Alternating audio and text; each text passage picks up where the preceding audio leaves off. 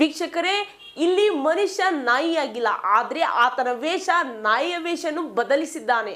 ಹಾಗಾಗಿ ಸೋಷಿಯಲ್ ಮೀಡಿಯಾದಲ್ಲಿ ಒಂದು ವೈರಲ್ ಅಥವಾ ಒಂದು ಪೋಸ್ಟ್ ವೈರಲ್ ಆದ ತಕ್ಷಣ ಅದು ಸತ್ಯ ನಂಬುವ ಮೊದಲು ಸ್ವಲ್ಪ ಸಮಯ ತೆಗೆದುಕೊಳ್ಳೋದು ತುಂಬಾ ಉತ್ತಮ.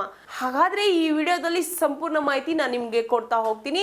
ಈ ವಿಡಿಯೋನು ಎಲ್ಲಿ ಸ್ಕಿಪ್ ಮಾಡದೆ ಪೂರ್ತಿಯಾಗಿ ನೋಡಿ. ಚಿಕಿತ್ಸೆಗಳ ಮೂಲಕ ಮನುಷ್ಯನ ದೇಹವನ್ನು ನಾಯಿಯ ರೂಪಕ್ಕೆ ಬದಲಾಯಿಸಿಕೊಂಡಿದ್ದಾರೆ ಎಂದು ಹೇಳಲಾಗುತ್ತದೆ.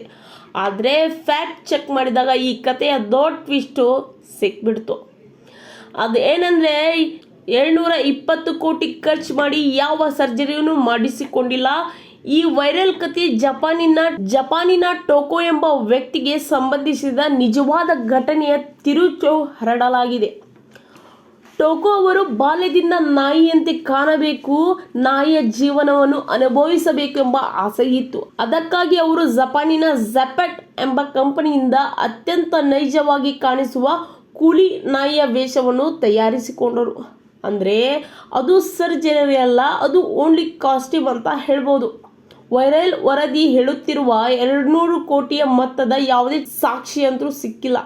ಬದಲಿಗೆ ಈ ನಾಯಿ ವೇಷದ ಬೆಲೆ ಸುಮಾರು 20 ಲಕ್ಷದ ಜಪಾನೀಸ್ ಯೆನ್ ಅಂದರೆ ಭಾರತೀಯ ರೂಪಾಯಿಯಲ್ಲಿ ಸುಮಾರು 11 ರಿಂದ 12 ಲಕ್ಷ ರೂಪಾಯಿ ಎಂದು ವರದಿ ಮಾಡ್ತಾ ಇದೆ. ಹಾಗಾಗಿ 720 ಕೋಟಿ ಖರ್ಚು ಮಾಡಿ ಮನುಷ್ಯ ನಾಯಿ ಆದ ಎಂದು ಸುದ್ದಿ ಕೇಳಿ ನೀವೆಲ್ಲ ಶಾಕ್ ಆಗಬೇಡಿ. ವೈರಲ್ಗಿಂತ ಸತ್ಯ ಮುಖ್ಯ, ಸತ್ಯಕ್ಕಿಂತ ಸತ್ಯಾಂಶ ಮುಖ್ಯ ಅಂತ ಹೇಳ್ತಾ ಈ ವಿಡಿಯೋವನ್ನು ಇಲ್ಲಿಗೆ ಮುಕ್ತಾಯ ಮಾಡ್ತೀನಿ. ಪ್ರತಿ ಕ್ಷಣದ ಅಪ್ಡೇಟ್ಸ್ಗಾಗಿ ನೋಡ್ತಾ ಇರಿ ವಿಜಯ ವಾಯ್ಸ್. ನಮಸ್ಕಾರ.